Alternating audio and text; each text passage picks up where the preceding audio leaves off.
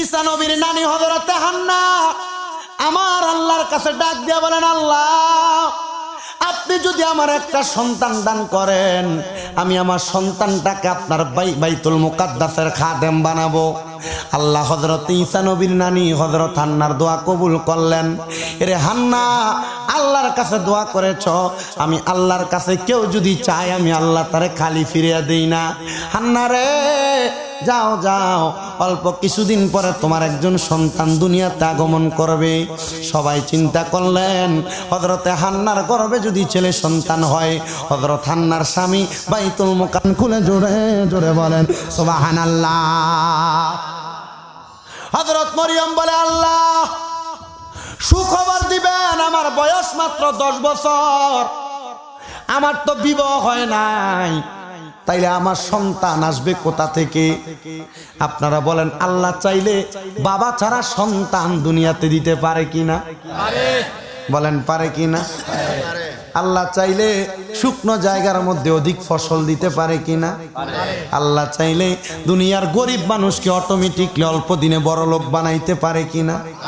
হযরত মরিয়ম বলে, আল্লাহ ও আল্লাহ, আমার তো বিয়ে হয় নাই, আপনি আমার গর্ভে যদি সন্তান দান করেন, আল্লাহ আমি এই সন্তানের বাবার পিতৃ পরিচয় কি দিব? আমার আল্লাহ বলে, মরিয়ম ওই আয়াতের কথা ভুলে গেছো। বলে কোন আয়াত? ইন্নাল্লাহা মা'আস সাবিরিন।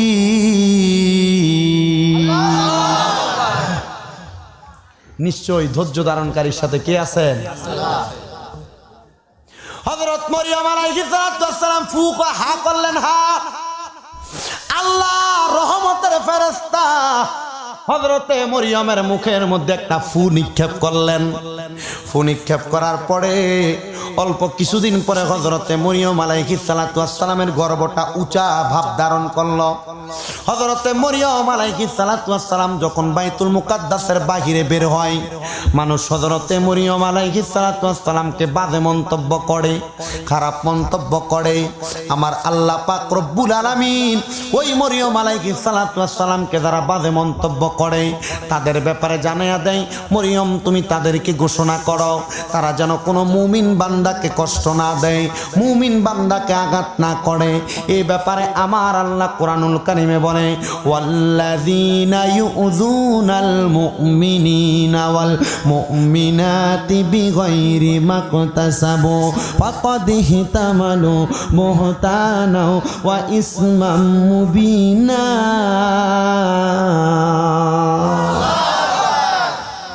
আল্লাহ বলেন, ওয়াল্লাযীনা, এবং যাহারা ইউযুনাল মুমিনিনা ওয়াল মুমিনাত, ঈমানদার বান্দা এবং বান্দীদেরকে কষ্ট দেয়, বিগাইরি মাকতাসাবু, কোনো অন্যায় ছাড়া, ফাকাদ ইহতামালু বুহতানা ওয়া ইসমাম মুবিনা, তারা যেন পাপের বোঝাগুলা তাদের মাথার মধ্যে নিজেই তুলে নেয়।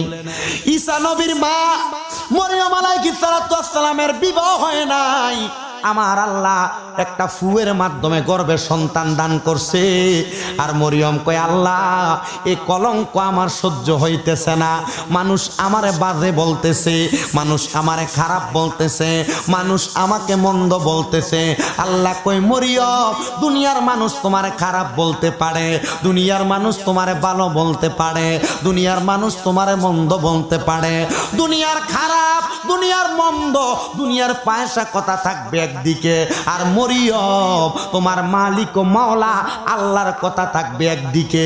মরিয়ম তুমি বলো দুনিয়ার মানুষের কথা শুনবা নাকি তোমার আল্লাহর কথা শুনবা? মরিয়ম কয়, হ্যাঁ আমি আমার মনিব আমার আল্লাহর কথা শুনবো। এই শুকুলহাট নতুন জামে মসজিদ কমিটির ভাইয়েরা প্রত্যেক বছর বছর মাহফিল করে, আজকে 5 বছর। এরা মাহফিল সাজাইলে, সুন্নি ওলামায়ে কেরাম দাওয়াত করলে, ওয়াজ মাহফিল একটু সময়ের লচ্চর হইলে মানুষ খারাপ বলতে পারে, আয়োজনের ব্যাঘাত ঘটলে মানুষ খারাপ বলতে পারে, কিন্তু আমার আল্লাহ যদি তাদেরকে ভালো বলে, আপনারা বলেন মানুষের খারাপ বলাতে তাদের কোনো কিছু যায় আসে নাকি? না, যায় আসে না। কিন্তু যারা খারাপ বলে তাদেরকেই দেখা যায় মাহফিলের সময় চটপটি দোকান আসলে দোকানে বৈশা কত সুন্দর ফুচকা খায়, যারা মন্দ বলে তাদেরকে দেখা যায় মাহফিলের এক কাতারে বসে থাকে। ঠিক আছে, অসুবিধা নাই। আল্লাহ পাক রব্বুল আলামিনের ভালো মন্দ কাজ, ভালো কাজগুলা করতে গেলে মানুষ তোমার খারাপ বলবে, অসুবিধা নাই। কারণ খারাপ বললে তোমার কাছে আনন্দ লাগবে, কারণ ভালো কাজটা তুমি দুনিয়ার মানুষের জন্য করো না, তুমি তোমার মনিবের জন্য করো। এজন্য একজন আশেক সুরে সুরে লিখতেছে, ওরে লোকে আমায় বলে রে মন্দ, আরে আমার কাছে লাগে আনন্দ। লোকে আমায় বলে রে মন্দ, আরে আমার কাছে লাগে আনন্দ। আমার মন জানে আমি জানি, আমার মন জানে আমি জানি, মাওলায় বানাইল আমায় উদাসী, নবীর প্রেমে করল আমায় উদাসী। কথা কন্যা ঠিক কিনা? হযরত মরিয়ম কয়, আল্লাহ আপনার ইচ্ছায় আমার ইচ্ছা, আপনার আশায় আমার আশা, আপনার খুশি আমার খুশি। মানুষ আমার খারাপ বলতে পারে, আমি মরিয়মের কাছে খারাপ লাগে না। আল্লাহ কয়, মরিয়ম যেহেতু তোমার কাছে খারাপ লাগে না, ধৈর্য ধারণ করো, মানুষ তোমাকে মন্দ বলবে। মরিয়ম যেই রাস্তায় যায় মানুষ বলে মরিয়ম অপকর্ম করেছে, এজন্য তার গর্ভের সন্তান। কিন্তু হযরতে মরিয়মের গর্ভের সন্তান তো অপকর্মের কারণে না, আমার আল্লাহ কুদরতিভাবে হযরতে মরিয়মকে সন্তান দান করেছে। জবান খুলে বলেন সুবহানাল্লাহ। অল্প কিছুদিন পর ঠিক আসরের নামাজের সময় হযরত মরিয়ম আলাইহিস সালাতু ওয়াস সালামের সন্তান দুনিয়াতে আসে। সুবহানাল্লাহ বলে। সন্তান হইলে মা বাবা খুশি না বেজার? মরিয়মের সন্তান দুনিয়াতে আসার পরে এলাকার মানুষ একজোট হইয়া মিছিলের মতো বানাইয়া দলবল হইয়া মরিয়মের দরজার সামনে, ও মরিয়ম তোমার সন্তানের বাবার নাম বলো, নচেত তোমার সন্তানকে আমরা আমাদের এলাকায় রাখবো না, এটা যার সন্তান। মরিয়ম কয় নাউজুবিল্লাহ, কারণ যে আল্লাহ আমারে সন্তান দিয়েছে এই আল্লাহ পাক রব্বুল আলামিনের পক্ষ থেকে সন্তান জারজ হইতে পারে না। মরিয়ম আল্লাহর কাছে নামাজের মুসল্লাটা বিছাইছেন, বিপদে পড়ে গেছে। আপনারা বলেন মুমিন বান্দা যারা বিপদে পড়লে কি মানুষের সঙ্গে ঝগড়া করে না, ইবাদত করে? কি করে? আপনি যে বিপদে পড়লে সিগারেট ধরাইয়া কথা বলেন না কেন? বিপদে বললে বাড়িতে যে বউকে ফিটা দেয়, যা তোর বাবারে যায় বল আমার 50,000 টাকা দিতে, এরপরে বাড়িতে আইবি, নাহলে বাড়িতে আসা বন্ধ, বলে কি না? আছে এমন। আমার মনে আছে এক লোক বিদেশে মাইর খেয়ে আসছে, যায় 1.5 মাস থাকার পরে এরা ফেরত পাঠিয়ে দিছে। বাড়িতে এসে আর বাবার বাড়ি মানে শ্বশুর বাড়ির যৌতুকের টাকা দিয়ে বিদেশ গেছে, বাড়িতে এসে বউরে ফিটান দিছে, যা তোর বাবারে যায় কবি আমার অটো কিনার টাকা দিতে, এরপরে আইবি বাড়িতে, নাহলে বাড়িতে আসা বন্ধ। তো আপনারা বলেন এই সমস্ত অপকর্ম কি করা যাবে? না, এই সমস্ত অপকর্ম করা যাবে না। স্ত্রীর 10টা অন্যায় থাকলো সহ্য করে নিতে হবে। তবে হ্যাঁ, স্ত্রী যদি শরীয়তের বাইরে কাজ করে, স্বামীর আদেশ না মাইনা যদি চলে যায় উল্লাপাড়া মোহনপুর বাজারে, তাহলে কি কাম হবে নাকি? হ্যাঁ, এজন্য মা বোন এই কথা শুনে আবার বেশি পাগল হইলে চলবে না। স্বামীর অনুমতি ছাড়া ঘরের দরজার বাহিরে এক কদম দেওয়া নিষেধ। কথা বলেন না কেন? এজন্য মা বোনেরা বেশিরভাগ জাহান্নামে যাবে স্বামীর অবাধ্য হওয়ার কারণে। অনেক মা বোন চিন্তা করে, হুজুর আমি আপনি স্বামীর অবাধ্যর কথা বলেন, আমার স্বামী তো বিদেশ থাকে, প্রবাসে থাকে। হ্যাঁ, প্রবাসীদের বউদেরকে আগে সাবধান করে দিব, কারণ প্রবাসীরা তাদের গায়ের ঘাম জড়ায় জড়াইয়া তোমাদের জন্য কষ্ট করে ইনকাম করে দেশে টাকা পাঠায়, আর তোমরা এই টাকা উড়ানোর জন্য সকাল সন্ধ্যা ঘর থেকে বের হয়ে যাও। তোমার স্বামীর কাছে ভালো লাগে না, ধমক দিয়ে কথা বলো। প্রবাসীরা কষ্ট করে, তুমি আজকে তোমার স্বামীকে আঘাত করে কথা বলো অথবা ঘর থেকে বের হয়ে যাও। তোমার মতো কুলাঙ্গার স্ত্রী প্রবাসীর দরকার নেই, কারণ প্রবাসীরা কষ্ট করে তোমাদের জন্য, প্রবাসীরা কষ্ট করে সন্তানদের জন্য। আপনারা বলেন ওই প্রবাসীদের কষ্ট লাঘব করার জন্য মা বোনদের তাদের স্বামীর কথা শোনার দরকার আছে না নাই? জোরে বলেন আছে না নাই? হযরতে মরিয়ম আলাইহিস সালাতু ওয়াস সালাম সন্তান হওয়ার পর মানুষ যখন এটার মারতে গেছে, মরিয়ম আলাইহিস সালাম নামাজের মুসল্লা বিছিয়ে ফেলছেন। মারহাবা মারহাবা। হযরত মরিয়ম আলাইহিস সালাম যখন নামাজের মুসল্লা বিছাইতে আল্লাহর কাছে ডাক দিয়ে বলে, আল্লাহ আমার সন্তানকে তারা নাকি মাটির নিচে গর্ত করে ফেলবে, আল্লাহ আমার কাছে ভালো লাগতেছে না, আপনি বলেন না এই সন্তানটার আমি কি করব? আল্লাহ কই, মরিয়ম নামাজে হাত বাড়ায় দোয়া করছো, নামাজে হাত বাড়ায় দোয়া করলে আমি আল্লাহ কারোর হাত ফিরাইয়া দেই না। সুবহানাল্লাহ বলেন। তাহলে বিপদে পড়লে কোনো কিছু দরকার হইলে চাইবেন কার কাছে? আল্লাহর কাছে। জোরে বলে কার কাছে? বলে হুজুর হ্যাঁ আল্লাহর কাছে চাইবেন, তবে হ্যাঁ অবতাগু ইলাইহিল ওসিলার খাতিরে কোনো নবীর উসিলা দিয়া দোয়া করবেন। আল্লাহ ওই নবীর উসিলা আপনি দোয়া কবুল করেন, আল্লাহ ওই আল্লাহর হক বান্দার উসিলা আপনি দোয়া কবুল করেন। আপনারা বলেন আল্লাহ এবং আল্লাহ রসুলের প্রিয় বান্দা উম্মত যারা, এদের উসিলা দিয়ে দোয়া করলে আল্লাহ দোয়া কবুল করতে পারে কি পারে না? হ্যাঁ জোরে বলেন পারে কি পারে না? মরিয়ম দোয়া করেছেন, আল্লাহ আপনি আমার দোয়াটা কবুল করেন। আল্লাহ বলে মরিয়ম ধৈর্য ধারণ করো। সবাই আসছে মরিয়ম আলাইহিস সালাতু ওয়াস সালামের সন্তান হযরত ঈসা পয়গম্বরকে নিয়ে মাটির নিচে গর্ত করে ফেলবে, গর্তের মধ্যে খুঁড়ে ফেলবে। আর এমন টাইমে ছোট বাচ্চা জন্মগ্রহণ করেছে, এখনো 10 ঘন্টাও হয় নাই। ওই বাচ্চাকে যখন হাত দিয়ে ধরবে, ওই ছোট্ট বাচ্চা বলতেছে আমি দুনিয়ার কোনো যার সন্তান নয়, আমি আমার আল্লাহর পক্ষ থেকে রহমতের ফেরেশতার ফুয়ের মাধ্যমে আমার মায়ের গর্ভের মধ্যে আসছি। বলেন সুবহানাল্লাহ। আমার নাম ঈসা রুহুল্লাহ। কি রুহুল্লাহ? মানে ফু দিয়ে আমারে বানাইছে। ঈসা রুহুল্লাহ কথা বলার সাথে সাথে ইহুদিরা অবাক হয়ে বলতেছে, বুঝছি তুমি আল্লাহর ফুত। কার ফুত? তুমি মনে হয় আল্লাহর ছেলে। আর আল্লাহ কোরআনুল কারীমের মধ্যে বলে লাম ইয়ালিদ ওয়া লাম ইউলাদ, আমি কারোর থেকে জন্মগ্রহণ করি নাই, কাউকে জন্ম দেই নাই। জবান খুলে জোরে জোরে বলেন মারহাবা। মানুষ হযরত ঈসা পয়গম্বরকে আল্লাহর সন্তান বলে বলে যখন ডাক দেয়, হযরত মরিয়ম কয় আল্লাহ আমি তো জানি আপনি কারোর থেকে জন্ম নেন নাই, আপনি কাউকে জন্ম দেন নাই। আল্লাহ গো আমার সন্তানকে মানুষ মারার জন্য আক্রমণ করে, আমি কি করব আমি বুঝতে পারি না। আর আমার আল্লাহ বলে ও মরিয়ম আমি আদেশ করলাম তোমার এলাকার সর্বশেষ প্রান্তে পাহাড়ের গুহার মধ্যে নিয়া তোমার সন্তান হযরত ঈসা নবীরে রেখে এসো। হযরত মরিয়ম আলাইহিস সালাতু ওয়াস সালাম হযরত ঈসা নবীকে হাতের মধ্যে কোলের মধ্যে করে নিয়া গভীর জঙ্গলের মধ্য দিয়া পাহাড়ের গুহার মধ্যে রেখে চলে আসছে। আর আমার আল্লাহ রব্বুল আলামিনের কাছে ডাক দিয়ে বলে আল্লাহ একদিনও সন্তান হয় নাই, জন্মগ্রহণ করেছে যে, কিন্তু আমার সন্তানকে আমি একা একাই জায়গার মধ্যে রেখে যাচ্ছি, আমার ভালো লাগে না। ও আল্লাহ আমি আমার সন্তানকে বড় ভালোবাসি, যাদের সন্তান নাই তাদের মনের কষ্টটা কেউ বুঝে না। হযরত মরিয়ম কয় আল্লাহ অনেক বছর পরে আমার একটা সন্তান দান করার পরে এখন সন্তানটা একা একা গুহার মধ্যে পড়ে থাকবে, আমার কাছে ভালো লাগে না। ও আল্লাহ আপনি আমার সন্তানের কি খাবারের ব্যবস্থা করবেন না? আর আমার আল্লাহ ডাক দিয়ে বলে মরিয়ম আমি আল্লাহ তোমার সন্তানের খাবারের ব্যবস্থা করে দিলাম। বলে হুজুর হযরত ঈসা পয়গম্বরকে সকালবেলা রেখে আসতেন আর রাত্রবেলা যায় মা খাবার খাওয়াইতেন। সকাল থেকে সন্ধ্যা পর্যন্ত রাত্র পর্যন্ত ঈসা নবীর পেটের ক্ষুধা লাগতো না। আমার আল্লাহর পক্ষ থেকে ডাক দিয়া বলতেছে হ্যাঁ হ্যাঁ ক্ষুধা লাগতো ক্ষুধা লাগতো। হযরত ঈসা নবীর শাহাদাত আঙ্গুলের মধ্যে আমার আল্লাহ জান্নাতি দুধের নহর বসাইয়া দিয়েছে।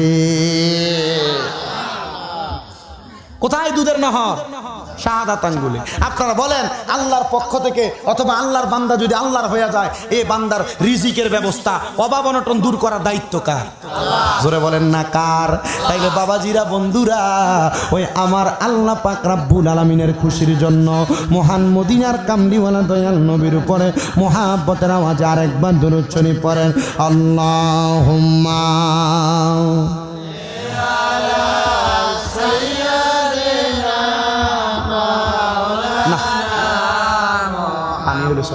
ও আলা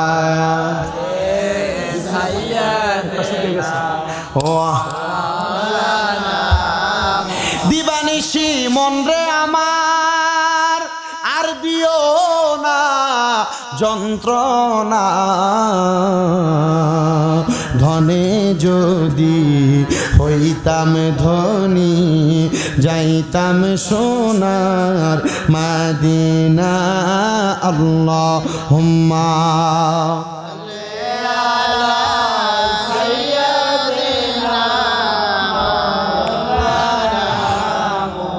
ওয়ালা আলি সাইয়্যিদিনা। বাবা জিরা বন্ধুরা, আপনারা বলেন নবীজির উপরে দুরূদ শরীফ আদায় করলে লাভ আছে না? হ্যাঁ বলেন না, লাভ আছে না? মা বোন যারা আপনারা বেশি বেশি দুরূদ শরীফ পড়বেন। অনেকের সংসারের অভাব যায় না, অনটন যায় না, রোগবালা মুসিবত ছাড়ে না, দুরূদ শরীফ পড়লে অভাব দূর হয়ে যায়। করেন না সুবহানাল্লাহ? নবীজি বলছে আমি নবীর কোন উম্মত দুনিয়াতে আমি নবীর প্রতি যত বেশি দুরূদ শরীফ পড়বে জান্নাতের মধ্যে সে আমার তত কাছাকাছি থাকবে। জান্নাতে কোথায় থাকবে? কাছে থাকবে। একটা হাদিসে কুদসি শোনা যায় দুরূদ শরীফের ব্যাপারে। নবী রাহমাতুল লিল আলামিন নবী বলেন, কাল হাসরের ময়দানে আমার উম্মতেরা, অনেক উম্মত জান্নাতে যাবে, অনেক উম্মত জাহান্নামে যাবে, কিন্তু আমি নবীজি আমার একটা উম্মত যদি জাহান্নামে থাকে, আমি নবী তাকে জাহান্নাম থেকে উদ্ধার করে আমি নবী জান্নাতে যাওয়ার আগ পর্যন্ত আমি তারে ছাড়া জান্নাতে যাব না। মানে নবীজি বলেছেন আমার সব উম্মত জান্নাতে যাবে, নবীর একটা উম্মত যদি জাহান্নামে থাকে, নবীজি বলেছেন ওই উম্মতকে জাহান্নাম থেকে রক্ষা করা ব্যতীত আমি নবী জান্নাতের মধ্যে প্রবেশ করব না। জোরে সোরে বলেন সুবহানাল্লাহ। হাদিস শরীফে এভাবে উল্লেখ আছে, নবী আমার বলে আমার উম্মতের সবার নেক আমল ওজন করা হবে, অর্ধেক উম্মত জান্নাতে চলে যাবে আর অর্ধেক উম্মত জাহান্নামে চলে যাবে। আর হাসরের ময়দানে আমি নবীজি পশ্চিম দিক থেকে দৌড়াইয়া হাসরের ময়দানে হাজির হয়ে যাব। আমি আমার আল্লাহর কাছে বলবো, আল্লাহ আল্লাহ আমার উম্মত কোথায়, আমার উম্মত কোথায়? ওই সময় বলা হবে নবীর অর্ধেক উম্মত জান্নাতে চলে গেছে, নবী আপনারও আরো অর্ধেক উম্মত হাসরের ময়দানের জাহান্নামের দরজার মধ্যে দাঁড়িয়ে আছে। নবী আমার বলবে জান্নাতীরা জান্নাতে চলে যাক, কিন্তু যারা জাহান্নামে যাবে আমি নবী একবার তাদেরকে দেখতে চাই। নবীজি বলেন হাসরের ময়দানের সামনে আমি নবী যখন ওই উম্মত যারা জাহান্নামে চলে যাবে এদের সামনে যখন যায় দাঁড়াবো, মা মরে গেলে, বাবা মরে গেলে একটা এতিম ছেলের মুখটা যেমন ভাবে শুকনা শুকনা থাকে, আমি তাকে আর দেখবো ওই জাহান্নামে জানেওয়ালা উম্মতের অবস্থা ঠিক এমন হবে, তারা এমন কষ্ট করে করে দাঁড়ায়া থাকবে। নবী আমার ডাক দিয়া বলে আমি যখন এমন অবস্থা দেখবো আমি নবীজি আল্লাহর কাছে ফরিয়াদ করব, আল্লাহ আমার অর্ধেক উম্মত তো জান্নাতে গেছে, কিন্তু এই অর্ধেক উম্মত যে জান্নাতে যাইতেছে না, আমি নবী তো সহ্য করতে পারবো না। আল্লাহ আমার এই উম্মতের আমল নামাগুলা আরেকবার আপনি ওজন করেন। আপনার আমার নেক আমল, আপনার আমার বদ আমল মিজানের পাল্লার মধ্যে ওজন করা হবে। যদি আপনি আমি গুনাহগার হই, আমরা জাহান্নামে চলে যাব, নবীজি ওই সময় আল্লাহর কাছে বলবে আল্লাহ ওই উম্মতের আমলগুলা আরেকবার ওজন করেন। ফেরেশতারা বলবে আল্লাহ একবার তো ওজন করা হয়েছে, আরেকবার কেন প্রয়োজন, কেন ওজন করব? আল্লাহ বলবে এখন আর কারো কথা শোনা হবে না, এখন একজনের কথা চলবে, তিনি হলো মুহাম্মাদুর রাসূলুল্লাহ সাল্লাল্লাহু আলাইহি ওয়াসাল্লাম। জবান খুলে বলেন সুবহানাল্লাহ। ইয়া মুহাম্মদ মুস্তাফা নবী সাল্লাল্লাহু আলা, ইয়া মুহাম্মদ মুস্তাফা নবী সাল্লাল্লাহু আলা, মুদের শাফায়াতের কান্ডারি রাসূলুল্লাহ, ইয়া মুহাম্মদ মুস্তাফা নবী।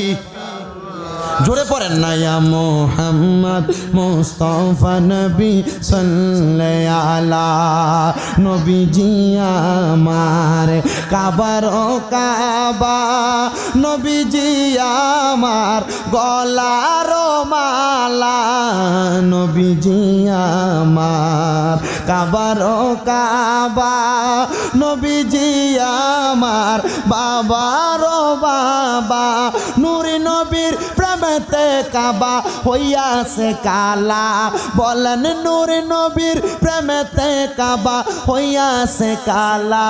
ইয়া মুহাম্মদ মুস্তাফা নবী সাল্লাল্লাহু আলা, ইয়া মুহাম্মদ মুস্তাফা নবী মোদের সাফায়াতের কান্ডারি, মারহাবা বলেন, মারহাবা। সাফায়াতের কান্ডারি বুঝেন? ওই অন্ধকার কবর আমাদেরকে সুপারিশ করে জাহান্নামী থেকে জান্নাতে বানানোওয়ালা মানে সাফায়াতের কান্ডারি। দূরে করেন না, আমরা সাফায়াতের কান্ডারি, সাফায়াতের মদিনাওয়ালা, ইয়া মুহাম্মদ মুস্তাফা নবী সাল্লাল্লাহু আলা, ইয়া মুহাম্মদ মুস্তাফা নবী। কেউ বা বলে নবী নূরেরই পুতুল, কেউ বা বলে নবী গোলাপেরই ফুল, কেউ বা বলে নবী নূরেরই, কেউ বা বলে নবী গোলাপেরই ফুল, নয় সে পুতুল নয় সে ফুল, নূরে নূর আল্লাহ। ইয়া মুহাম্মদ মুস্তাফা নবী সাল্লাল্লাহু আলা, ইয়া মুহাম্মদ মুস্তাফা নবী। আমরার সাফায়াতের কান্ডারি মদিনাওয়ালা, মোদের সাফায়াতের মদিনাওয়ালা, ইয়া মুহাম্মদ মুস্তাফা নবী সাল্লাল্লাহু আলা। একটা জবানও কেউ বন্ধ রাখবেন না, জবান খুলে পড়েন ইয়া রাসূলুল্লাহ। নবীজি বলবেন আল্লাহ যে অর্ধেক উম্মত জাহান্নামে চলে গেছে, আরেকবার আপনি তাদের আমলনামাগুলা মাপ দেন। ফেরেশতা বলবে আর মাপ দেওয়া হবে না। আর আল্লাহ বলে ও ফেরেশতারা, এই মুহূর্তে একজনের কথা চলবে, তিনি মুহাম্মাদুর রাসূলুল্লাহ সাল্লাল্লাহু আলাইহি ওয়াসাল্লাম। জবান খুলে বলেন সুবহানাল্লাহ। আরেকবার হাসরের ময়দানে মিজান টানানো হবে, উম্মতের নেক আমল আর বদ আমল দুইটা পাল্লার মধ্যে দেওয়া হবে। এক পাশে নবীর উম্মতের নেক আমল থাকবে, এক পাশে নবীর উম্মতের বদ আমল থাকবে। বদ আমলের পাল্লা হবে ভারী আর নেক আমলের পাল্লা হবে হালকা। নবীজি বলেন ওই সময় আমি হাসরের ময়দানে যখন উপস্থিত হব, আমি নবী উপস্থিত হইয়া নবীজির একটা আসকান মুবারক পাঞ্জাবি মুবারকের ভিতর থেকে নবী বলেন আমি একটা সাদা কাগজের টুকরা বের করব। ওই সময় কাগজের টুকরাটা উম্মতের নেক আমলের পাল্লায় দিয়ে দিব। নেক আমলের পাল্লায় কাগজের টুকরাটা দেওয়ার সাথে সাথে নেক আমল থাকবে হালকা, কিন্তু কাগজের টুকরাটা দেওয়ার সাথে সাথে ওই নেক আমল ভারী হয়ে যাবে। সাহাবায়ে কেরাম জিজ্ঞাসা করে ইয়া রাসূলুল্লাহ, আপনার কাছে জানতে চাই ওই কাগজের মধ্যে কি লেখা থাকবে? সুবহানাল্লাহ। ওই কাগজের মধ্যে কি লেখা থাকবে? নবীজি বলেন মাত্র আমি নবীর উপরে একবার দুরূদ শরীফ লেখা থাকবে। ওই দুরূদ শরীফ লেখা থাকার কারণে ওই উম্মতের আমলনামার পাল্লা অনেক ভারী হয়ে যাবে। ইয়া রাসূলুল্লাহ, আমলনামার পাল্লা যদি ভারী হয়ে যায় মাত্র একবার দুরূদ শরীফ লেখা থাকার কারণে, তাহলে যদি আপনার উম্মত দুনিয়াতে আরো বেশি বেশি দুরূদ শরীফ আদায় করে, আপনি নবী বলেন না আপনার ওই উম্মত কেমন করে জান্নাতে থাকবে, কেমন করে কবরের মধ্যে থাকবে? নবী বলেন যে যত বেশি দুরূদ শরীফ পড়বে জান্নাতের মধ্যে সেই ব্যক্তি তত বেশি সুখে থাকবে। একজন সাহাবী আয়েশা বলে ও মায়ার নবী, আপনি নবীর প্রতি আমি দিনের তিন ভাগের এক ভাগ সময় দুরূদ শরীফ পড়ব। নবী বলে এর চাইতে বেশি পড়লে ভালো। ওই সাহাবী বলে নবীজি দিনটাকে 4 ভাগ করে 2 ভাগ দুরূদ শরীফ পড়ব, 2 ভাগ আমি কাজ করব। নবী বলে এর চাইতে বেশি হলে ভালো। ওই সাহাবী বলে নবীজি 4 ভাগের মধ্যে 3 ভাগ দুরূদ শরীফ পড়ব, 1 ভাগ আমার কর্মে কাটাইব। নবী বলে এর চাইতে বেশি হলে আরো ভালো। ওই সাহাবী বলে নবীজি তাহলে আমি আমার জীবনের সম্পূর্ণ সময় আপনি নবীর দুরূদ শরীফ পড়ে পড়ে কাটাবো। নবী বলে হুমা জান্নাতুকা, তুমি জান্নাতি, তুমি জান্নাতি, তুমি জান্নাতি। তাইলে জানতে চাই দুনিয়াতে দোকানদারি করতে করতে, অটো চালাইতে চালাইতে, রিক্সা চালাইতে চালাইতে, ভ্যান গাড়ি চালাইতে চালাইতে, কাজ করতে করতে সব সময় যদি আমরা নবীর উপরে দুরূদ শরীফ আদায় করি, আপনারা বলেন ওই দুরূদ শরীফের উসিলায় আমার আল্লাহ আমাদেরকে জান্নাত দিতে পারে কি পারে না? আরেকটা ফজিলত নবীজি বলছেন আমার উপরে আমার যেই উম্মত একবার দুরূদ শরীফ পড়ে, কয়বার? একবার দুরূদ শরীফ পড়ে। নবীজি বলছেন ওই উম্মত একবার দুরূদ শরীফ পড়ার কারণে আমার আল্লাহ জান্নাতের মধ্যে তার জন্য একটা গাছ লাগায়। উল্লাপাড়া বাজারে আপনার একটা দোকান আছে, তাহলে আপনি উল্লাপাড়ায় যাইতেই হবে। উল্লাপাড়া বাজারে আপনার একটা দোকান আছে, তাইলে আপনি ওই বাজারের দোকানে যাওয়াই লাগবে, কারণ আপনি এটার মালিক। নবীজি বলছেন আমি নবীর উপরে যে একবার দুরূদ শরীফ পড়ে আল্লাহ তার জন্য জান্নাতে একটা গাছ লাগায়। তাইলে আপনার জান্নাতে একটা গাছ আছে, জান্নাতে আপনার মালিকানা আছে, জান্নাতে আপনাকে যাইতেই হবে, ঠিক না? তাহলে ওই দুরূদ কি বেশি পড়বেন না কম পড়বেন? আশেক বলে পড়ো দুরূদ নবী মুস্তাফাই গো সময় যায়, পড়ো দুরূদ নবী মুস্তাফাই, বলেন পড়ো দুরূদ নবী মুস্তাফাই গো সময় যায়, পড়ো দুরূদ নবী। একটি দুরূদ পড়িলে 10টি গুনাহ যায় ঝরে, 10টি নেকি হয় আমল নামায়।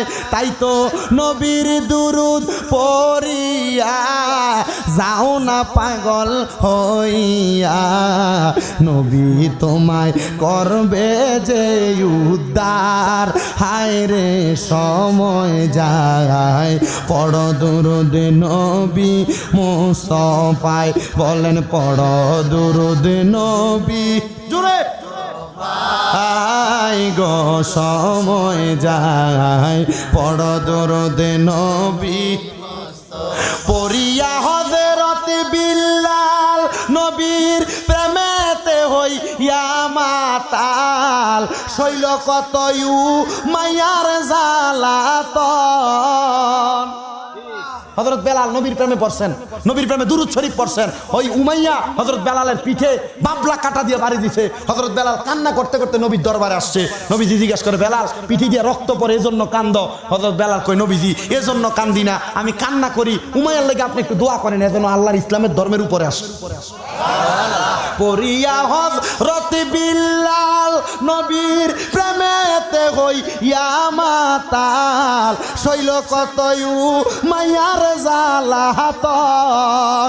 তাই তো সকল মুমিনগণ নবীজির দুরূদ পড়ো, তাই তো সকল মুমিনগণ নবীজির দুরূদ পড়ো, নবীর দুরূদ পড়লে পাইবা না জাহাত গো সময় যায়, গায় পড়ো দরুদ নবী মুস্তাফায় সুবহানাল্লাহ বলেন।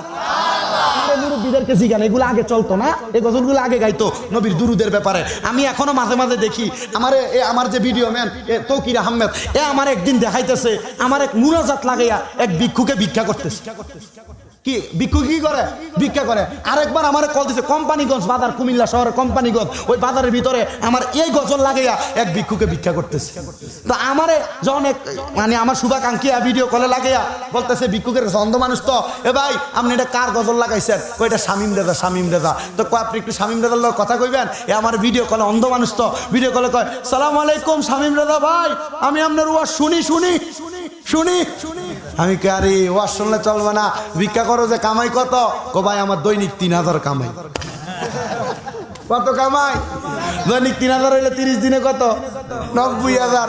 আপনি 90000 ব্যবসা করে কামাই করেন, ভিক্ষুক ভিক্ষা করে ওয়াজ লাগে গজল লাগে কামাই করে। এই জন্য দেখছেন নবীর দুরূদ পড়লে লাভ আছে না নাই? আরো জোরে বলেন লাভ আছে না না? হ্যাঁ, ও আর কাছে 1000 টাকা বাক্সাওয়া দরকার ছিল। আমি যদি কইতাম তুমি তো আমার গজল লাগে ভিক্ষা করো, দাও না আমার 1000, তাহলে এটা বের ভিক্ষা হয়ে যাবো, এটা কাম হইব না। কথা বলেন ঠিক কিনা? আমি চাওয়া লাগে না, আমার তো আপনারাই দেন আলহামদুলিল্লাহ। আপনাদের দোয়ায় গত বছর বইলা গেছিলাম মাদ্রাসা কয়টা? 5টা, এখন 6টা। কয়টা? গত অক্টোবরের 1 তারিখ আমি আমার আরেকটা মাদ্রাসার উদ্বোধন করেছি। দোয়া করবেন না আপনারা? কি দোয়া করবেন না? তবে দোয়া করেন এই নতুন মাদ্রাসাটা থেকে এই পর্যন্ত 3 জন বাচ্চা ভাগ্যে গেছে, খুব কষ্ট। আর ভাগ্যে কিভাবে যায় এটা যদি শোনেন আপনি হাসতে হাসতে অবস্থা খারাপ।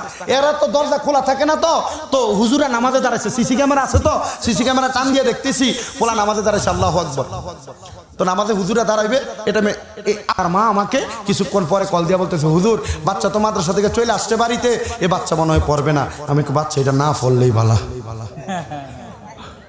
কি বলেন আপনারা? আবার এমনও ছেলে আছে আমার মাদ্রাসায় যার মা মানুষের বাড়িতে কাজ করে করে আমার মাদ্রাসায় পড়ায়।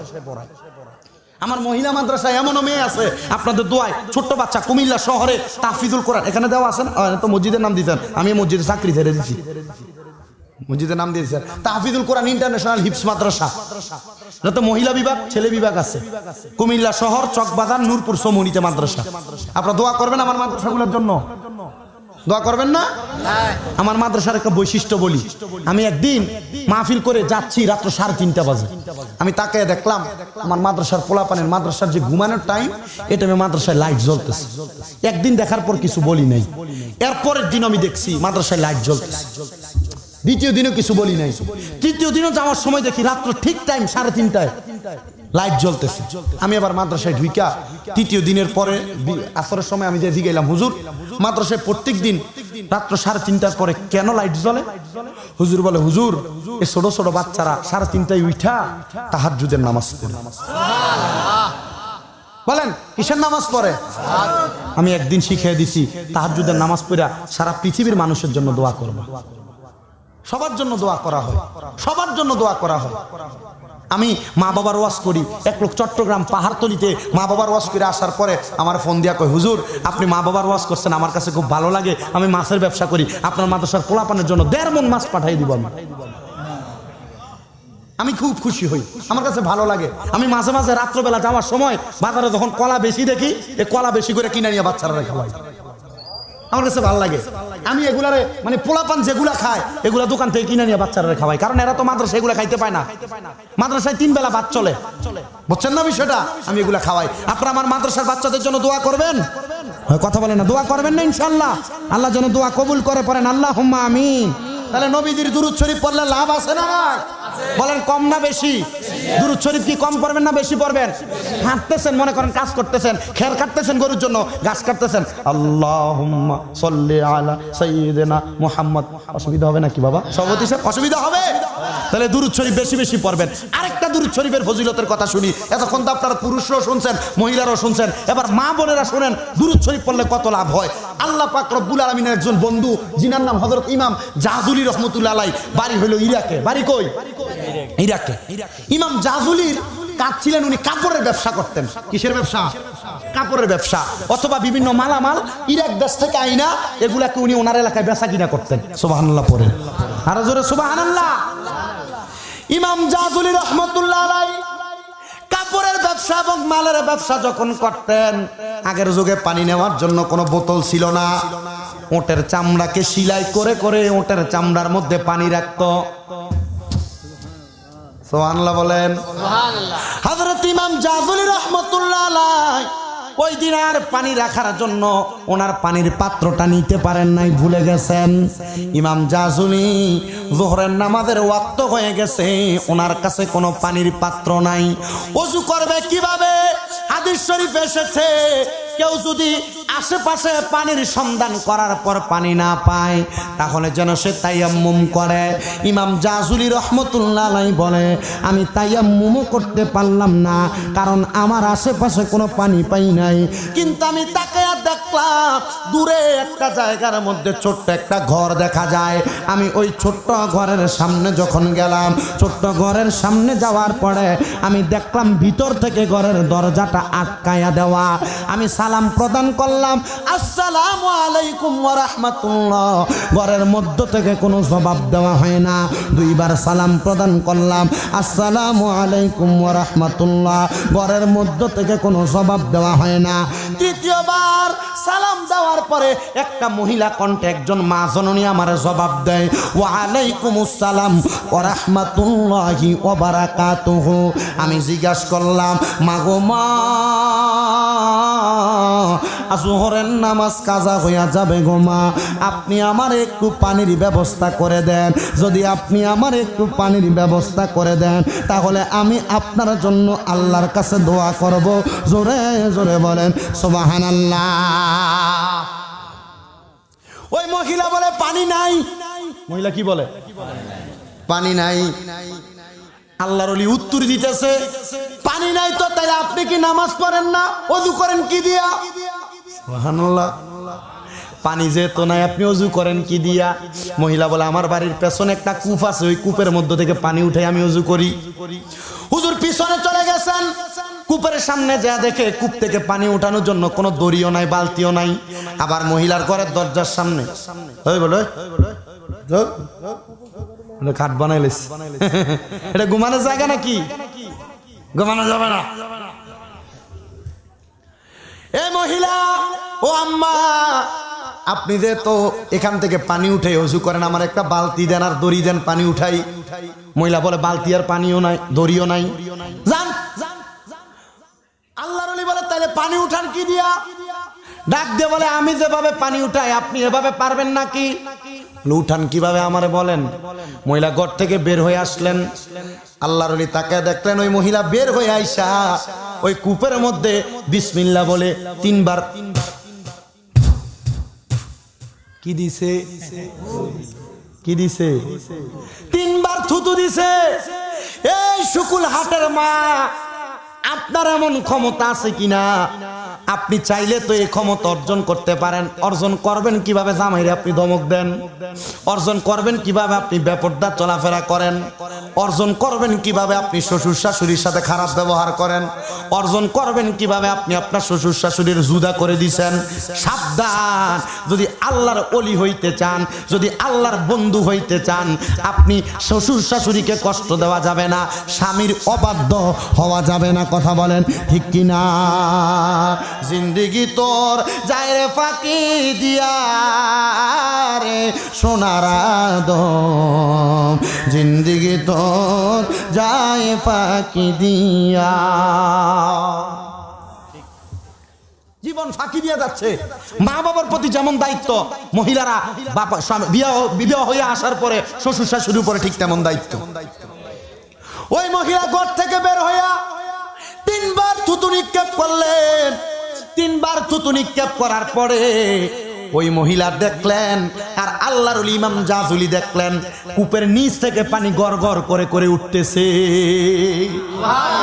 আল্লাহর ওলি ডাক দিয়া বলে, মা, ও মা, আপনি বলেন এই পাওয়ার আপনি কিভাবে অর্জন করলেন?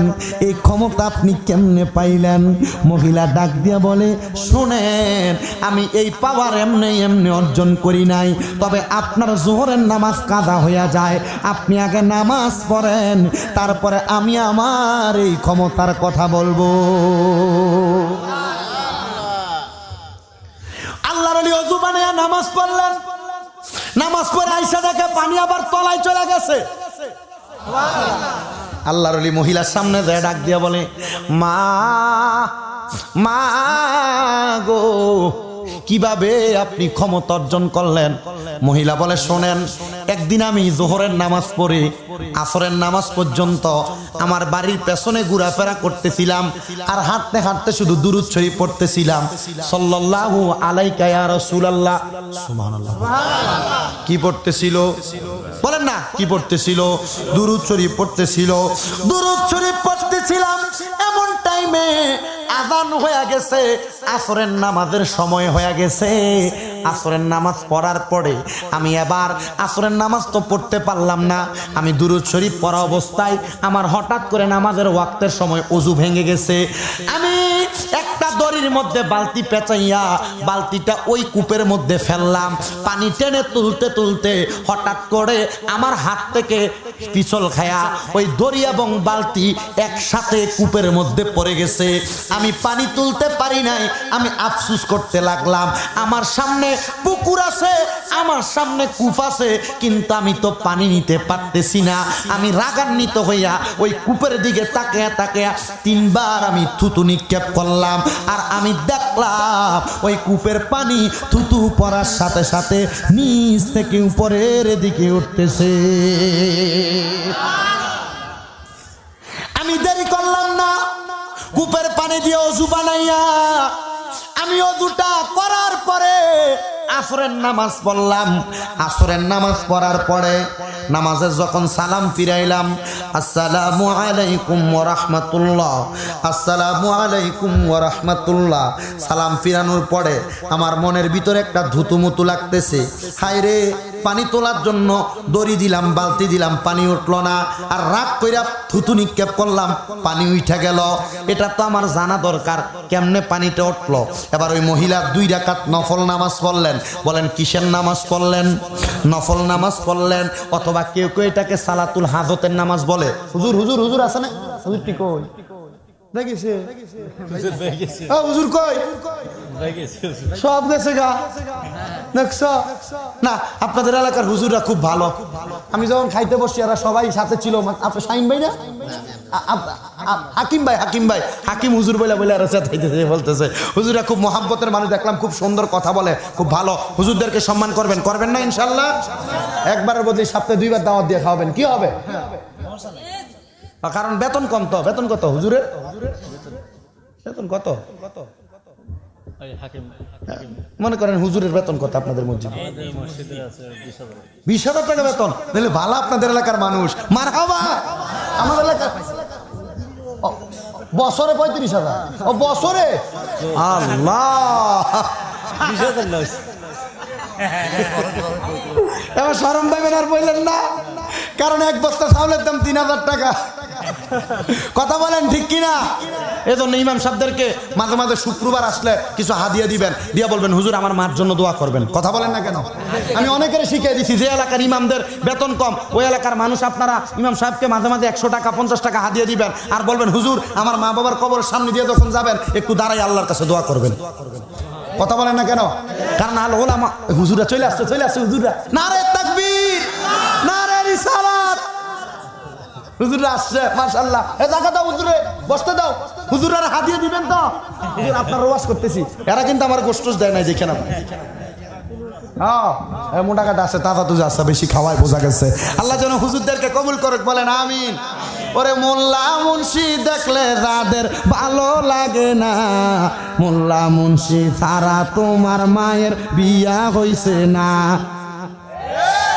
ঠিক কিনা? অনেকে মোল্লা মুন্সি দেখলে ও হুজুর, ঠিক না? এমন আছে না? মানে হুজুর দেখ, ও হুজুর নাকি? আচ্ছা, আচ্ছা ঠিক আছে, বসে। এমন করে না অনেক? আমার সাথে হয়েছে। এজন্য হুজুরদের দাম দুনিয়ার মানুষ না দিলেও হুজুরদের দাম দিয়েছেন কে?